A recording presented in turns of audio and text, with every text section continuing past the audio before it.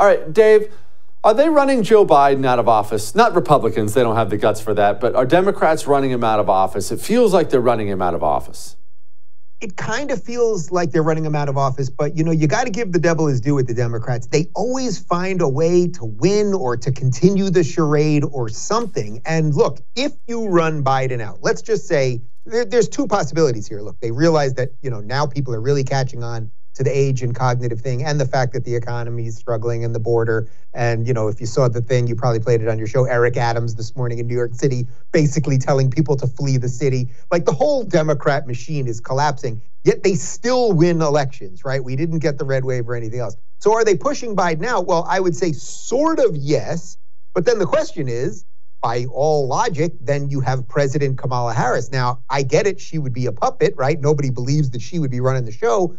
But do they really want that? Do you want a woman who really nobody? I mean, Biden, I suppose, has some supporters that think he's Biden of 30 years ago. Kamala Harris, when she dropped out of the presidential race, years back when she was running against Biden, she was polling at 1%. So she has no support. So then the question is, how do you make the move with Gavin, which seems much more likely, Gavin Newsom? I just don't put anything past these people. They will pull off any trick. That video you guys are showing right there, that B-roll of Newsom, they did that when Biden was out of the country. He showed up at the White House. So you tell me. Dave, what about RFK Jr.? What am I supposed to make of this guy? And what's going to happen with this guy? Are they going? The Democrats never going to let him actually debate. So what's he going to do? Nothing. Well, look, I think he's been a net force for good, whether I agree with him or on everything or not. I had him on my show. He was against the Supreme Court decision getting rid of affirmative action. I'm completely for it. We talked it out. We kind of agreed to disagree. Now, your audience probably agrees with me on that. But he strikes me as mostly an old school liberal who thinks that most of the Democrats are still, his father and his uncle, guys who unfortunately have been gone for 40, 50 years. But he's a good man. He understands the overreach of government, especially as it comes to COVID and the three-letter agencies. And the Democrats hate that. Look, the Democrats handicapped or kneecapped Bernie years ago when it was his opportunity, and they're clearly not going to let Biden or anyone else get on a debate stage with this guy. My gut feeling with him is that by the end of this, he'll be a Democrat in name only. He'll basically be sort of a libertarianish, moderate conservative. And what I really think, if he's going to have a political future, I'll tell you, I got one for you that I'd like.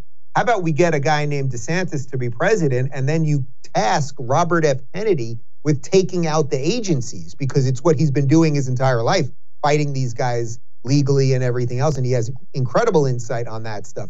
That, to me, seems like something he might be interested in. I kind of hinted that to him, and he didn't really push back on it.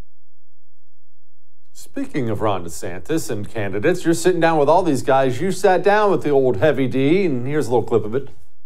President Trump was on Hugh Hewitt's radio show, and Hugh asked him about firing Fauci, and Trump's exact quote was, "You're not allowed to fire him." I suspect you probably have a different take on what you can do with these civil servants like Fauci.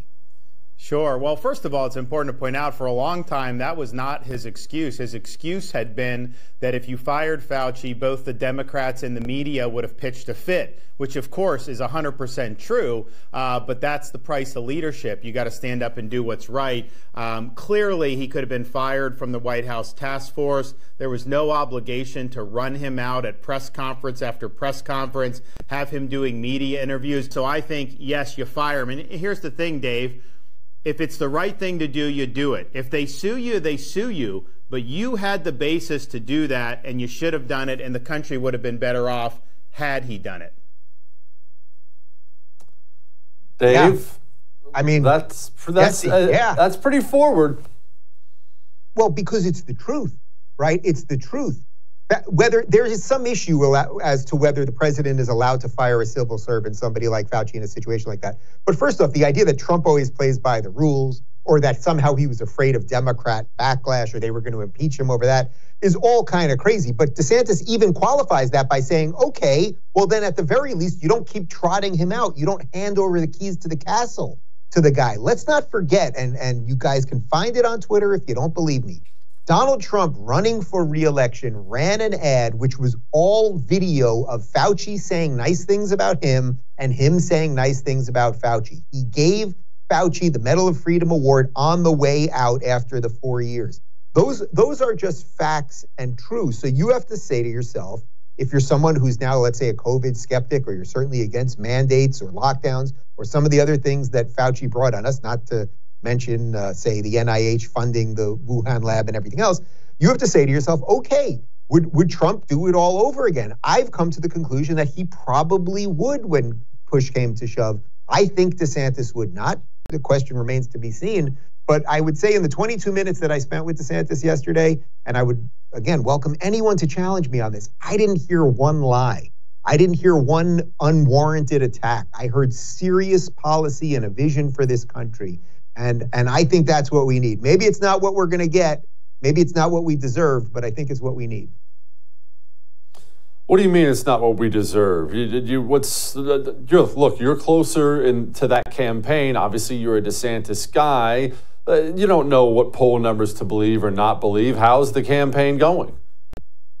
Well, frankly, in terms of the word deserve that I said there, I mean, maybe we don't deserve it, meaning maybe as Americans, we've just all decided, you know what, Twitter fights and spats and making up names and lying about people and all of that is actually what we want more. Whatever will keep us glued to this thing is what we want more, rather than having a competent, decent government that the founding fathers would have wanted. I hope that's not the case. I fight, as you do, to do my best to make sure that that isn't the case. But maybe it is what we deserve, because it seemingly is what we want. As far as the campaign, I would say, look, national polls, people simply do not understand this.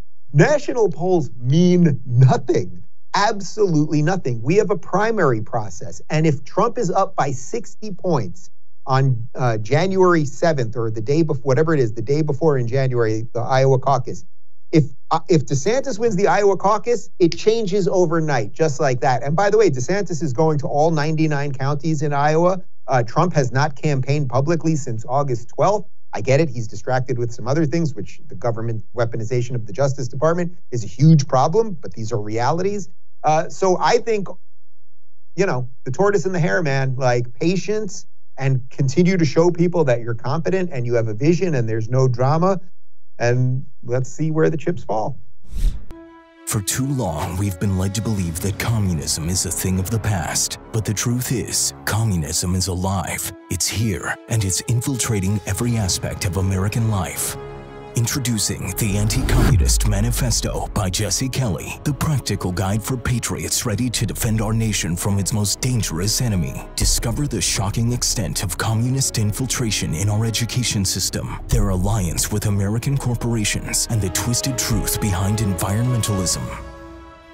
This eye-opening book exposes the true face of communism and empowers you to fight back. Join the fight for freedom. Pre-order your copy of the Anti-Communist Manifesto today by going to jessekellybook.com.